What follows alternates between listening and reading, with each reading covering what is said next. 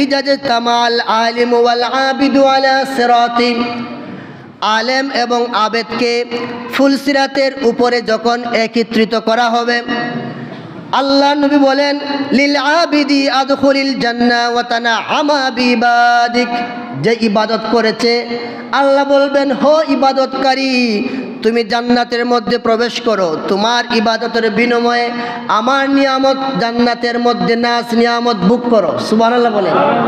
আবেদকে বলা হবে তুমি জান্নাতে চলে যাও, আর আলেমকে বলা হবে কিফ হুনা, তুমি এখানে দাঁড়াও।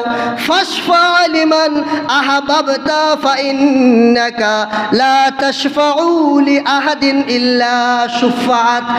আল্লাহ নবী বলেন আলেমকে বলা হবে তুমি এখানে দাঁড়াও, তুমি যাকে ইচ্ছা তার জন্য সুপারিশ করো, কেননা তুমি যার জন্য সুপারিশ করবে তার ব্যাপারেই তোমার সুপারিশ কবুল করা হবে।